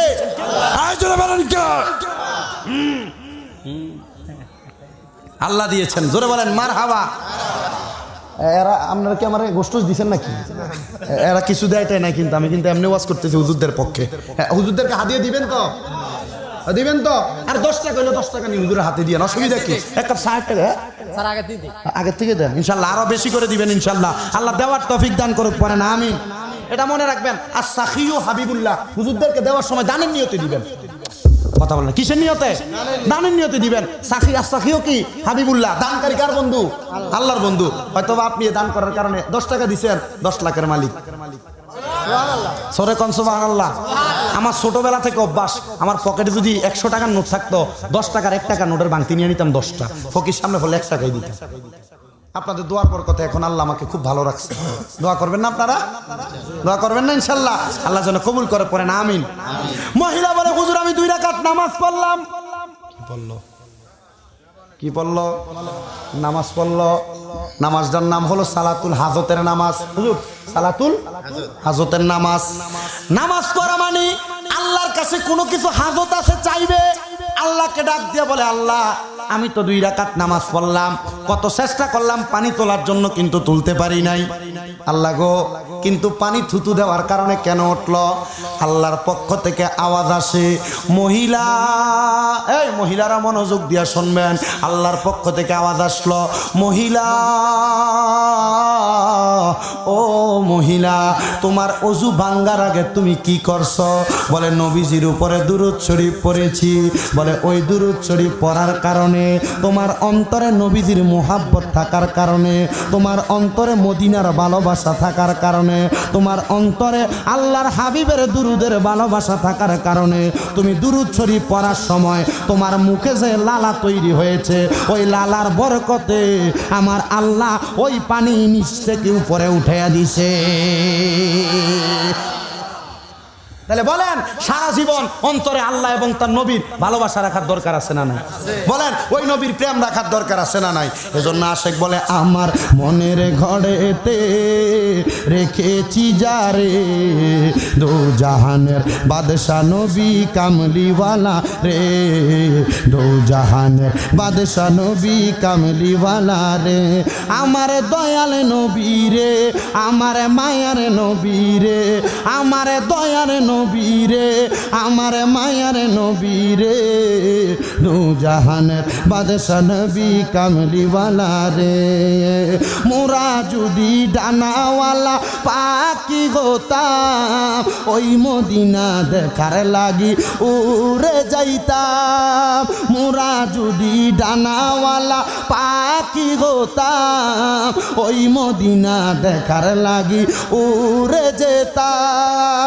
হৃদয়ে বড়ে দেখতাম আমি নয়ন ভরে, দু জাহানের বাদশা নবী কামলিওয়ালা রে, দু জাহানের বাদশা নবী কামলিওয়ালা রে, আমার মনের ঘরেতে রেখেছি যারে, দু জাহানের বাদশা নবী কামলিওয়ালা রে। আদি পিতা আদম যখন মুসিবতে পড়ে, মোদের নবীর উসিলাতে আল্লাহ কবুল করে। আদি পিতা আদম যখন মুসিবতে পড়ে, মোদের নবীর উসিলাতে আল্লাহ কবুল করে। সাখারাতের বিছানাতে, সাখারাতের বিছানাতে দেখা দিও রে, দু জাহানের বাদশা নবী কামলিওয়ালা রে, দু জাহানের বাদশা নবী কামলিওয়ালা রে। একটা জবান বন্ধ রাখবেন না, জবান খুলে উচ্চ কণ্ঠে জোরে জোরে পড়েন আল্লাহু আকবার। ওই মহিলা যদি দুরূদ শরীফ পড়ার কারণে মুখের তুতুর দ্বারা মাটির নিচের পানি উপরে উঠাইতে পারে, আপনারা বলেন আখিরি নবীর উম্মতেরা আখিরি নবীর উপরে বেশি বেশি দুরূদ পড়ার কারণে, আখিরি নবীর উসিলায় আমার আল্লাহ আমাদেরকে জান্নাত দিতে পারে কি পারে না? আমি একটা আয়াত তেলাওয়াত করেছিলাম, ওয়াল্লাযীনা ইউযুনাল মুমিনিনা ওয়াল মুমিনাতি বিগাইরি মাকতাসাবু ফাকাদ ইহতামালু বুহতানাও ওয়া ইসমাম মুবিনা। জোরে বলেন সুবহানাল্লাহ। যে কোনো অন্যায় ছাড়া যাহারা আল্লাহর কোনো মুমিন বান্দা মুমিনাত বান্দিকে কষ্ট দেয়, তারা যেন পাপের বোঝা তাদের মাথায় নাই। এই আয়াত দ্বারা সকল ব্যাপারে মুমিন বান্দার ব্যাপারে বোঝানো হয়েছে। তো অনেক মা বোন আছেন, আপনারা আপনাদের স্বামীর মনে কষ্ট দেন, অনেক পুরুষ আছেন ব্যবসা করে আইসা বাড়িতে মহিলা সারাদিন কষ্ট করে রান্না করে, আপনি আপনার বউরে ধমক দেন, গালিগালাজ করেন, কথা বলেন না, আছে না নাই? আছে। এগুলা করবেন না। এগুলা করলে পাপের বোঝা মাথায় আসে, গুনার বোঝা ভারী হয়ে যায়। যদি গুনাহ থাকে একটা, মহিলার সাথে স্ত্রীর সাথে, স্ত্রী স্বামীর সাথে ঝগড়া করলে এই ঝগড়ার কারণে পাপের বোঝা বাইরে যায়। আপনারা বলেন, আপনারা কি পাপ বাড়াইতে চান না কমাইতে চান? বলেন না, পাপ বাড়াইতে চান না কমাইতে চান? তো পাপ যারা কমাইতে চায় এরা কিন্তু কোনো মুমিনকে কষ্ট দিতে পারবে না, কোনো মুমিনকে আঘাত দিতে পারবে না। বউয়ের সাথে ঝগড়া হইলে বউয়ের সাথে একটা মীমাংসায় চলে যাইতে হবে। মাঝে মাঝে ঝগড়া হয়, স্বামী স্ত্রী ঝগড়া হইলে মুহাব্বত তৈরি হয়, আল্লাহর রহমত নাজিল হয়। জোরে বলেন সুবহানাল্লাহ। দিনের বেলা যদিও ঝগড়া হয়, রাত্রবেলা দুইজন, আল্লাহ রসুল বলছেন তারা যেন এক বালিশের ভিতরে মাথা রেখে ঘুমায়। কয় বালিশ? এক বালিশ। তাদের ভিতরে যেন কোনো ফাঁকা না থাকে, তারা যেন একসাথে হয়ে ঘুমায়। ইয়া রাসূলুল্লাহ, কেন? নবী বলছে মুহাব্বত তৈরি হয়। শুনেন, এমন একটা স্বামী স্ত্রীর মুহাব্বতের কথা বলে তারপরে ওয়াজ শেষ করব। কষ্ট হবে নাকি আপনাদের? অসুবিধা হবে নাকি? ইমাম শেখ সাদি, আল্লামা শেখ সাদির নাম শুনছেন না হুজুরা? হুজুরা তো এগুলো শুনছে, গুলিস্তা এবং বস্তা পড়ছে, এগুলোর ভিতরে আল্লামা শেখ সাদির জীবনী আছে। আল্লামা শেখ সাদি রহমতুল্লাহ আলাইহি উনি সমাজের ভিতরে সুন্দরভাবে বসবাস করতেন। তো ওনার অনেক ছাত্র ছিল। কি ছিল? আপনার কি কষ্ট হইতেছে? বিরিয়ানি তাবারুক প্যাকেট হয়ে গেছে, মোটামুটি বস্তা ভরা হয়ে গেছে না? এই সাদত ভাই কই? নাই? আছে, পাগল আছে। মোটামুটি বস্তা ভরা হয়ে গেছে না? বস্তা ভরে গেছে, একটা লাইনে পড়ে গেছে, ইনশাআল্লাহ মোটামুটি দেওয়ার মতো অবস্থা আছে। আমি জানি অনেকে ঘুরতেছে বাহিরে, হুজুরে একটু মুনাজাতটা করলে এরপর তাবারুক দেওয়ার সময় হলে ঘরে ঢুকবো, আর কি তাবারুকের প্যান্ডেলে ঢুকবো, অসুবিধা নাই। তুমি যে চিটিং, এটা আমরা জানি, কথা বলেন ঠিক কিনা? তবে হ্যাঁ, এটা মনে রাখবেন, এই জান্নাতের বাগান থেকে যা শুনতেছেন, আমার সবচাইতে আকর্ষণীয় কথা ছিল দুরূদ শরীফের ফজিলতের কথা। দুরূদ শরীফ কম পড়বো না বেশি পড়বো? বেশি। আমার অনেক শিক্ষিত সমাজের বাবারা আছেন, আপনারা যদি আমার এই কথা থেকে কিছু শিখতে পারেন, আমি জানি না, আমি মূর্খ মানুষ, আমি কি বলছি, কি শুনতেছেন আপনারা, আর এ থেকে কি শিক্ষা গ্রহণ করবেন। আমি সব সময় আমার সব ওয়াজে বলি, আমি তো মূর্খ মানুষ, আমার মুখ দ্বারা যা বের হবে, যে কথা আপনার পছন্দ হবে এটা মানবেন, যেটা পছন্দ হবে না মানবেন না, আমি সবাইকে বলে দিই। তাইলে আপনারাও এটা করবেন, কেমন? আল্লাহ কবুল করো। তো ইমাম শেখ সাদির একটা ছাত্র ছিল। কি ছিল? ছাত্র। সব সময় ওনার কাছে পড়ালেখা করতেন, ওনার কাছে এসে কিতাব দিয়ে বসে থাকতেন। তো একদিন ইমাম শেখ সাদি যখন পড়ালেখা করাচ্ছে, পড়াইবো যোহরের নামাজের সময়, মানে দুপুরের ওয়াক্তে ইমাম শেখ সাদির কাছে আসছে পড়ার জন্য। কি করার জন্য? পড়ার জন্য। তো আল্লামা শেখ সাদি বলছে, বাবা যেহেতু দুপুরবেলা আসছো, পড়ার সময়ও মোটামুটি শেষ, তুমি একবার খাবার দাবার খাইয়া তারপরে বাড়িতে যাই। খাবার দাবার খাইয়া বাড়িতে যাই। আল্লামা শেখ সাদি কথা বলে ভিতরে গেছে, যা দেখতেছে বউ আর ভাত রান্ধে নাই। বউ আর ভাত রান্ধে নাই। আগে তো এখন যে স্টিলের পাইলার ভিতরে রান্না হয়, অথবা কি বলে এগুলাকে, রাইস কুকারে রান্না করা, আগে এগুলা ছিল না। আগে রান্না করা হয়তো মাটির পাইলার ভিতরে। কেমন? তো আল্লামা শেখ সাদি যায় দেখতেছে ওনার স্ত্রী মাটির পালিয়ার ভিতরে, মানে মাটির যে পাতিল, মাটির পাতিলের ভিতরে সুন্দর করে কিছু সবজি কুইটা রাইখা দিছে, চাউল নিয়ে রাইখা দিছে। আল্লামা শেখ সাদি জিজ্ঞাসা করে, হে আমার কলিজার টুকরা স্ত্রী, এখনো পর্যন্ত কি রান্না হয় নাই? সকাল থেকে দুপুর গড়াইয়া, দুপুর থেকে সন্ধ্যা হতে লাগলো, তুমি এখনো রান্না করলা না। স্ত্রী রাগান্বিত হয়ে গেছে, কারণ রান্না করবে যে, রান্না করার মতো কোনো লাকড়ি নাই। কি নাই? খড়ি নাই, তো রান্না কিভাবে? আল্লামা শেখ সাদি রান্না করে নাই বলে ধমক দেওয়ার পরে, এটা দিয়ে দেখায় কেমন? ধমক দেওয়ার পরে হাতের মধ্যে ওই খাবারের পাতিলটা নিয়ে আল্লামা শেখ সাদির মাথার ভিতরে ধুর বলে এমন ভাবে মাথার মধ্যে বাড়ি মারছে। মাথার মধ্যে বাড়ি মারছেন।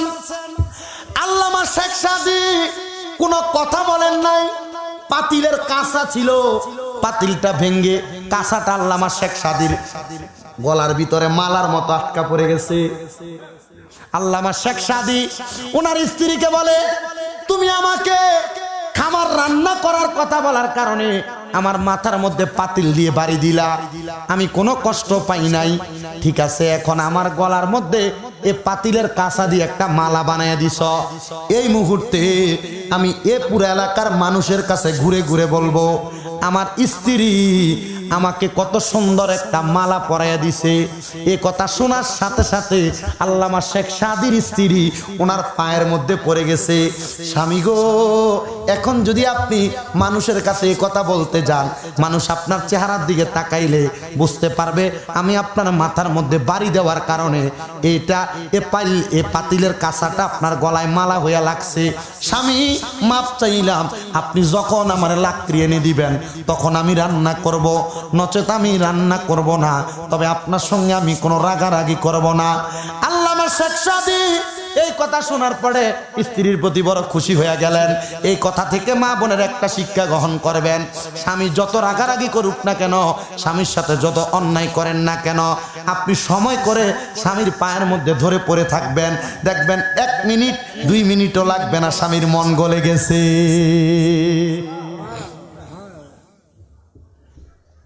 আল্লামা শেখ সাদী খুশি হয়ে আবার বের হয়ে আসলেন। বউ মারছে তবু কারোর কাছে বলে নাই। আল্লামা শেখ সাদী বাহিরে আসার পরে ছাত্র বলে, হুজুর আমার আর খানার দরকার নাই, কারণ ছাত্র পাশের ঘরে আওয়াজ শুনছে মারছে যে, হুজুর খাওয়ার দরকার নাই। বলে বাবা কেন? বলে যে অবস্থা শুনতে পাইলাম, এখন যদি খাই ওই খাবার আমার পেটে যাবে কিন্তু হজম হবে না, পেটে যাবে কিন্তু হজম হবে না। আল্লামা শেখ সাদী বলে বাবা কিছুই করার নাই, বউ বড় মোহাব্বতের, বউ বড় আদরের, বউ বড় কলিজার টুকরা, এটা যদিও মাঝে মাঝে কোনো অন্যায় করে, কারণ এটাকে আমার আল্লাহ আদমের বাম পাজরের বাঁকা হাত দিয়ে বানাইছে, মাঝে মাঝে অন্যায় করবে, শাসন করা লাগবে, আবার মাঝে মাঝে শাসন করলে যদি বাঁকা হইয়া যায় নরম হওয়া লাগবে। ছেলে বলে হুজুর আপনি একজন এত বড় আলেম, আপনি চাইলে তো আরেকটা বিবাহ করতে পারেন। হুজুর কয় 3 শয়তান লালন পালন করি, তুমি আমার আরো 2 শয়তান ফালতে কও। কয় শয়তান পালে? 3 শয়তান পালি, এখন তুমি আমার আরো 2 শয়তান পালতে বলো। ছাত্র এইভাবে হা করে তাকাইছে, হুজুর কি বললেন? 3 শয়তান কোথায় পালেন? বলে হ নবীজি বলেছেন আমার আল্লাহ একজন পুরুষের সাথে একটা শয়তান নিযুক্ত করছেন, আর একটা মহিলার সাথে 2টা শয়তান নিযুক্ত করছে। এজন্য দেখবেন মহিলারা কিছুর থেকে কিছু হইতে না হইতে সেইটা যায়। মা বোনেরা চিন্তা করতেছে 2 বছর আনছে স্বামী মৃদাকে শিকুল হাটে, আরেকবার আনার কথা বললে আমরা বিপক্ষে কথা বলে যাইতেছে, আর আনার কথা বললে আমরা দান করব না। আপনি দান করলেই কি না করলে কি, তো এই কথা মনে রাখবেন, আমার এই কথা আপনারা ভালো হওয়ার জন্য বলছি, কথা বলেন ঠিক কিনা? ছাত্র বলতেছে হুজুর 2টা 3টা শয়তানের কথা বললেন। বলে হ্যাঁ আমার সাথে একটা শয়তান আছে আর আমার বউয়ের সাথে 2টা শয়তান, কারণ প্রত্যেক আদম সন্তান ছেলের মধ্যে একটা শয়তান, আর প্রত্যেক আদম মেয়ে সন্তানের কাছে 2টা শয়তান, তাইলে আমার কাছে 3টা শয়তান। আমি 3 শয়তানকে কন্ট্রোল করতে পারি না, আর আমি কেমনে আরেকটা বিয়া কইরা 5 শয়তানকে কন্ট্রোল করব?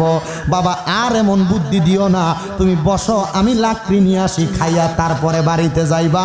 জবান খুলে বলেন আল্লাহু আকবার। আল্লামা শেখ সাদী কেমন ওলি ছিলেন? উনি জঙ্গলে গেছেন কাঠ কাটার জন্য, গাছের উপরে ওইটা কাঠ ভাঙতে ভাঙতে, পুরাতন লাকড়ি ভাঙতে ভাঙতে নিচে ফালাইছেন, গাছের উপর থেকে নিচে তাকায় দেখতেছেন উনি নেওয়ার মতো লাকড়ি হয়েছে কিনা। নিচে তাকায় দেখতেছে লাকড়ির পাশে একটা বড় ভাগ ঘুরতেছে। ভাগ কি ঘুরে? বাঘ সিদ্ধান্ত নিয়ে আয় বেটা আজকে নামলে তোরে খামু। আর আল্লামা শেখ সাদী কয় এতক্ষণ অল্প লাকড়ি ভাঙছি, বাঘ যে তো আসছে আর একটু বেশি করে লাকড়ি ভাঙি, আমি আর বাঘ দুজনে মিলাই বাড়িতে বেশি করে লাকড়ি নিতে পারবো, দ্বিতীয়বার আর আশা লাগবে না। তার মানে উনি এটা দিয়ে বুঝাইছে বাঘেও ওনার কথা শুনবে। কেন? মানলাহুল মাওলা ফালাহুল কুল, যে ব্যক্তি মাওলার হয়ে যায় সমস্ত জগৎ তার হয়ে যায়। ভাগে সিংহ দুনিয়ার সবাই তার কথা শুনবে, কথা বলেন ঠিক কিনা? সবাই তার কথা শুনবে। তো উনি লাকড়ি ভাঙতে ভাঙতে বেশি করে ভাঙতেছে, তো বাঘ মনে করছে শেখ সাদী মনে হয় বাঘের ডরে নামে না, বাঘ যাই একটা আড়ালে লুকে আছে। আল্লামা শেখ সাদী বেশি করে লাকড়ি ভাঙ্গা গাছের নিচে আইসা ডাক দেয়, এই ভাগ কোথায় আসো, তাড়াতাড়ি আসো, লাকড়ি গুলা নিয়ে পোষায়া দাও।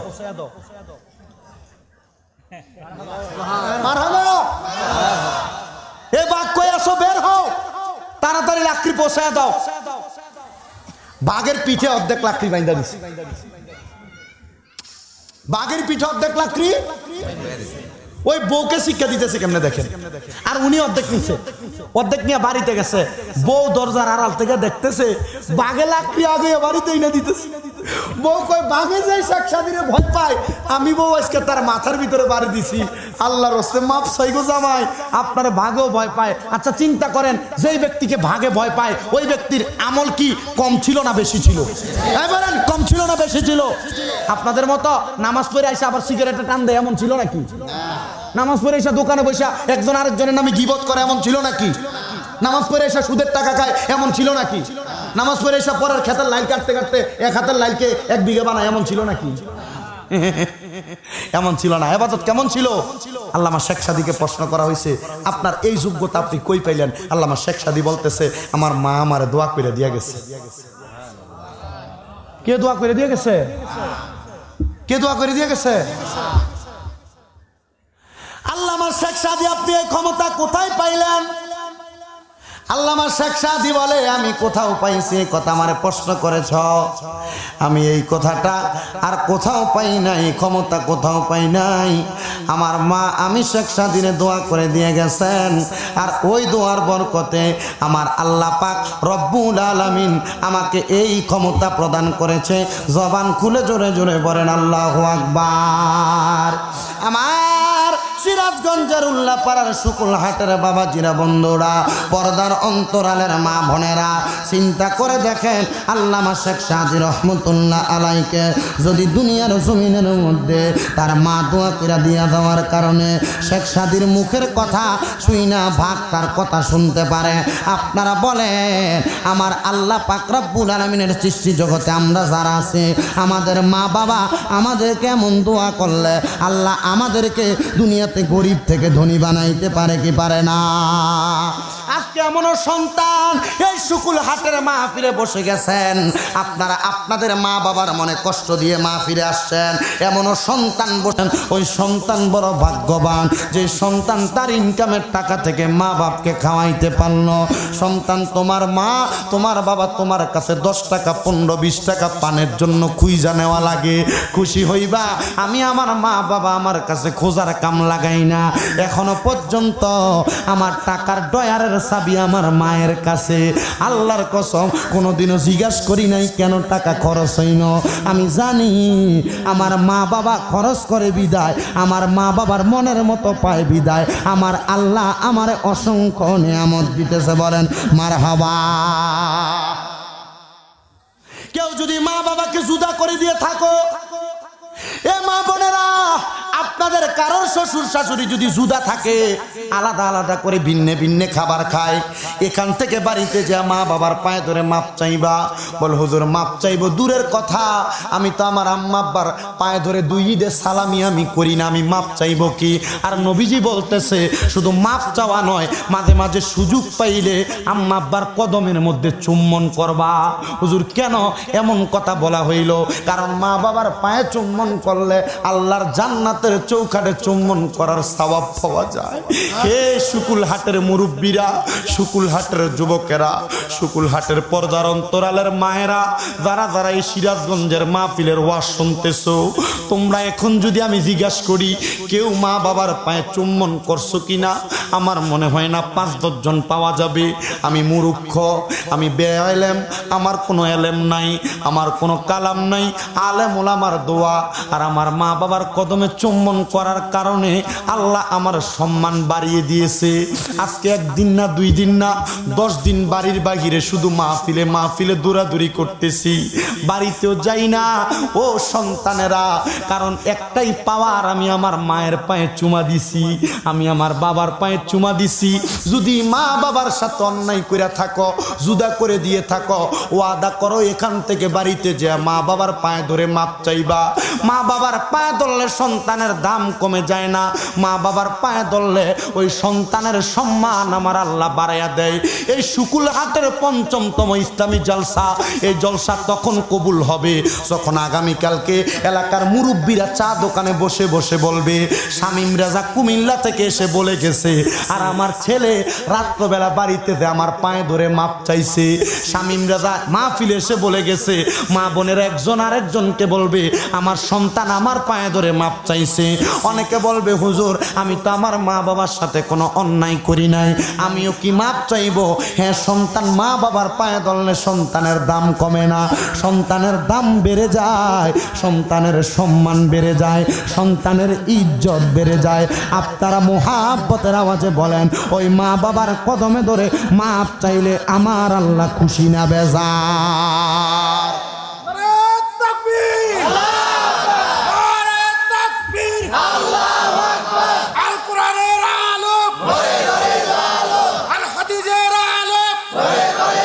আমি আর কারে ডাকিব গো মা গো মা বলিয়া, মাঝে আমার শুয়ে আছে কবর দেশে যাইয়া, আমি আর কারে ডাকিব, আমি আর কারে ডাকিব মা গো মা বলিয়া, মাঝে আমার শুয়ে আছে কবর দেশে যাইয়া, আমি আর কারে ডাকিব।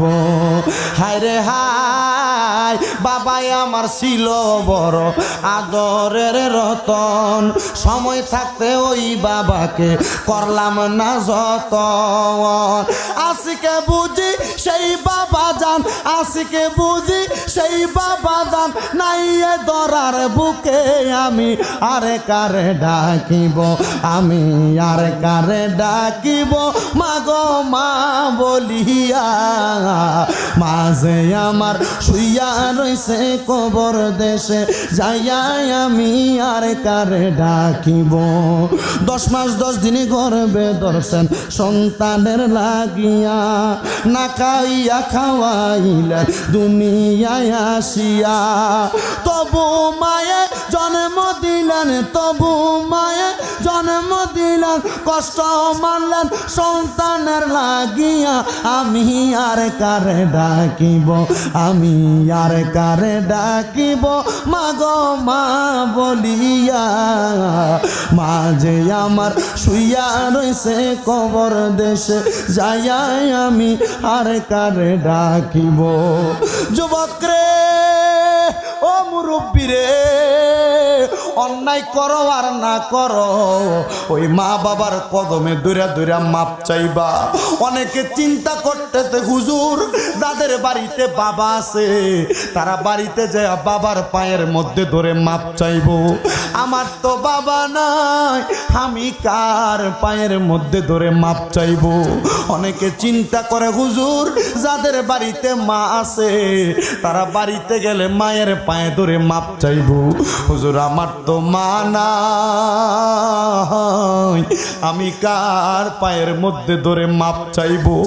এই মা বাবার কথা শুই না জিজ্ঞাসা করো পর্দার আড়ালে কত মা বোনেরা কাঁদতেছে।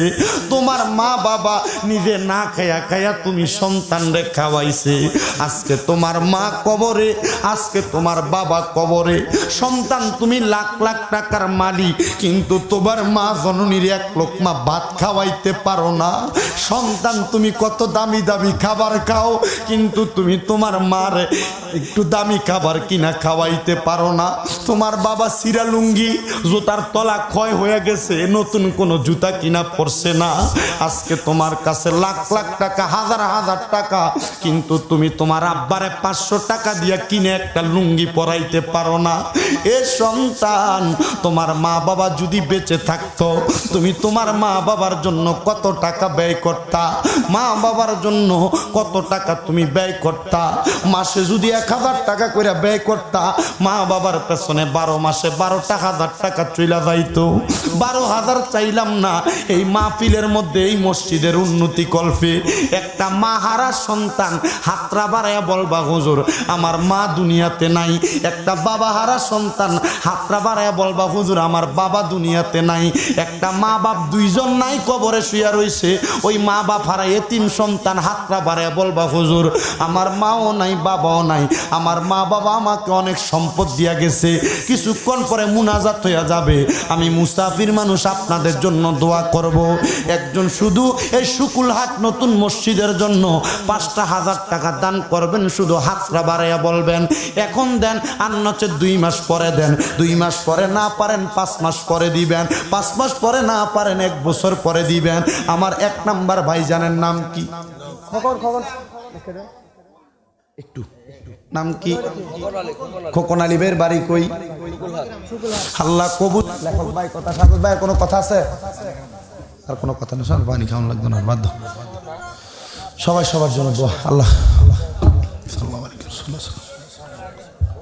আল্লাহুম্মা আমিন, আল্লাহুম্মা আমিন। আলহামদুলিল্লাহি রাব্বিল আলামিন, আসসালাতু ওয়াসসালামু আলা রাসূলিল কারীম।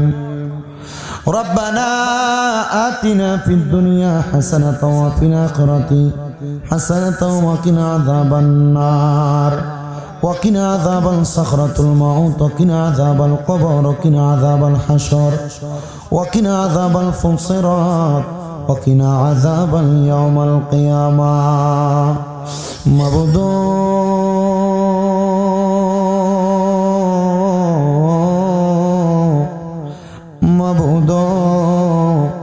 ও দয়াল আল্লাহ, একটু রহমতের নজর করে তাকিয়ে দেখেন আল্লাহ, এই সিরাজগঞ্জ জেলার অন্তর্গত উল্লাপাড়া শুকুলহাট নতুন জামে মসজিদ সংলগ্ন উন্নতিকল্পে ৫ম বার্ষিক বিরাট ইসলামী জলসার ইন্তজাম করে এই শুকুলহাট ফুটবল খেলার মাঠ প্রাঙ্গণে তাকিয়ে দেখেন আল্লাহ, আমার কতগুলা আদরের আলেম সমাজ, দাড়ি পাকা মুরব্বী বাবারা, যুবক নৌজওয়ান ভাইয়েরা, ছোট্ট ছোট্ট মাসুম বাচ্চারা, পর্দার অন্তরালে আমার কত মা বোনেরা হাত বাড়াইছে আল্লাহ।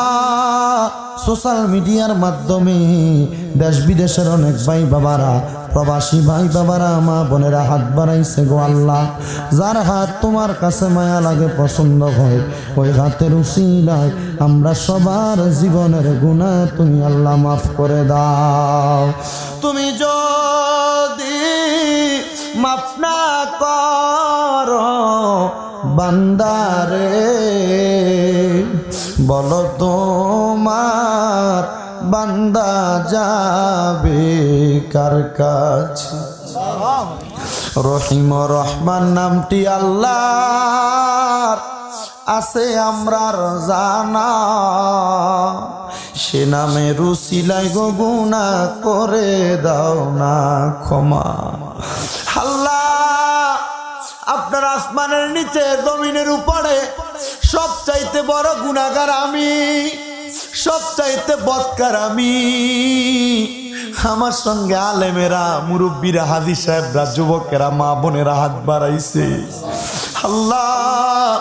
যার হাত তোমার কাছে মায়া লাগে গো, ওই হাতের উসিলায় আমরা সবার জীবনের গুনাহ তুমি মাফ করে দাও আল্লাহ। দয়াল রে,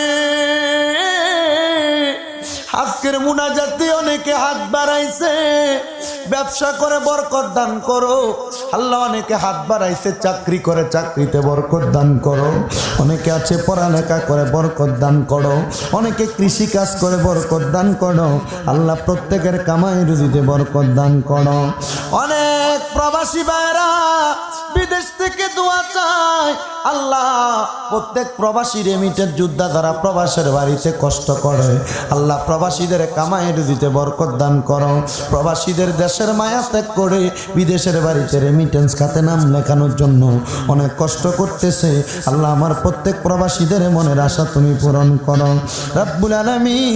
ও দয়াল আল্লাহ, আজকের মাহফিলে অনেকে হাত বাড়াইছে যাদের জগতের মধ্যে বাবা নাই। যেই বাবা রিক্সা চালাইয়া, মাটি কাইটা, মাথার গাম পায়ে ফালাইয়া পরের বাড়িতে বদলার কাজ করে সন্তানকে মানুষের মতো মানুষ করার জন্য আব্বাজান এত কষ্ট করছে আল্লাহ, তাদের এমন বাবা কবরে, আব্বার কবর তুমি জান্নাতের বাগান বানায়া দাও আল্লাহ। এমন সন্তানেরা হাত বাড়াইছে গো যে সন্তানদের জগতের মধ্যে মা নাই। যেই মারে মা কইয়া ডাকলে কলিজার আগুন ঠান্ডা হইয়া যায়, যে মায়ের দিকে নেক নজরে তাকাইলে কবুল হজের সওয়াব হইয়া যায়। আল্লাহ এখন চোখের পানি আসতেও পারে নাও আসতে পারে।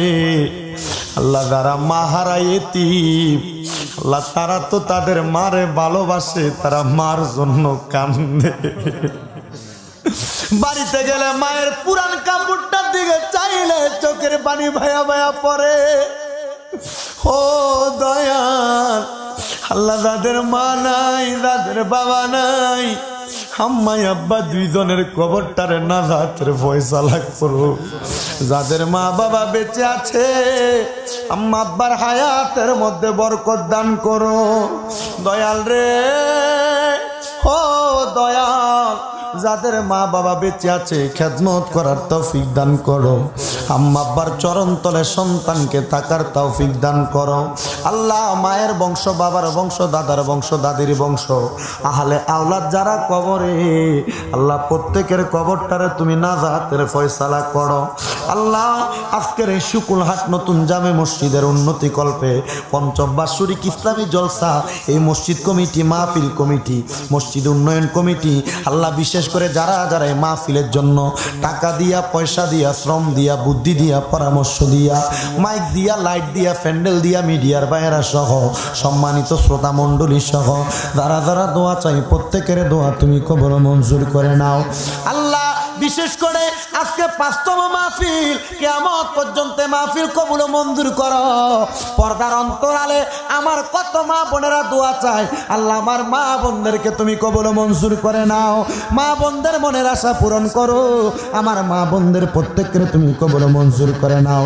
আল্লাহ বিশেষ করে আমার কলিজার টুকরা যে প্রতিষ্ঠান আল হোসাইনি ইসলামিয়া সুন্নিয়া মাদ্রাসা, বিশেষ করে তাহফিজুল কোরআন ইন্টারন্যাশনাল মহিলা হিফজ মাদ্রাসা, তাহফিজুল কোরআন ইন্টারন্যাশনাল পুরুষ হিফজ মাদ্রাসা, আমার জামিয়া নূরে মদিনা মাদ্রাসা সহ আল্লাহ যতগুলা মাদ্রাসা আছে, আল্লাহ প্রত্যেকটা মাদ্রাসার সন্তানদেরকে তালেবুল ইলম হিসেবে কবুল মঞ্জুর করে নাও।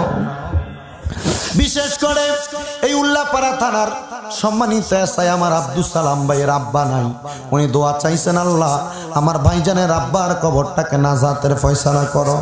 আম্মা বেঁচে আছে, হায়াতে তৈয়বা নসিব করো। আব্দুল সালাম ভাইয়ের সন্তান পরীক্ষা দিবে, এসএসসি পরীক্ষা, তাকে কামিয়াব নসিব করো। উনি অসুস্থ মানুষ, শেফায়ে আযেলা কামেলা নসিব করো। আল্লাহ আমার একজন ভাই দোয়া চাইছে, ওনার সন্তান হেফজখানায় পড়ে, আল্লাহ আমার ভাইয়ের সন্তানটাকে হুফাজে কোরআন হিসেবে কবুল মঞ্জুর করো। আল্লাহ আমাদের সবার মনের নেক নেক আশাগুলা পূরণ করো। আমি ছোট মানুষ, আল্লাহ বেলেম মানুষ, আমার মুখ দিয়া যতগুলা কথা বের হয়েছে, আল্লাহ যেগুলা শুনলে আমল করা যায়, আল্লাহ শ্রোতামণ্ডলী যেন আমল করতে পারে, আর ফায়সা কথাগুলা বর্জন করে আল্লাহ সুন্দরভাবে চলাফেরা করার তৌফিক দান করো। এ মসজিদ কমিটি সহ, এ মাহফিল কমিটি সহ দূর দূরান্ত থেকে যে মুসলমান ভাইয়েরা, যে ভাই ধর্মী ভাইয়েরা মাহফিলের মধ্যে এসেছে, সবাইকে হেদায়েতে তৈয়বা নসিব করে। আল্লাহ আমরা যেন সহি সালামতে আল্লাহ দূর দূরান্তে পৌঁছানোর মতো তৌফিক দান করেন। আল্লাহ আমাদের গন্তব্যস্থলে সুন্দরভাবে পৌঁছার তৌফিক দান করেন। আর মরণের আগে একবার আমাদের আখিরি জবানে মধুর কালাম পড়াইয়েন, লা ইলাহা ইল্লাল্লাহু মুহাম্মাদুর রাসূলুল্লাহ সাল্লাল্লাহু আলাইহি ওয়াসাল্লাম। আসসালামু আলাইকুম ওয়া রাহমাতুল্লাহ। আর কখনো কোনো মাহফিলেই মাইক লাগাবে না, ঠিক আছে? ওই যে এটার মতো বড় মাইক দামি লাগাবে, ঠিক আছে নি?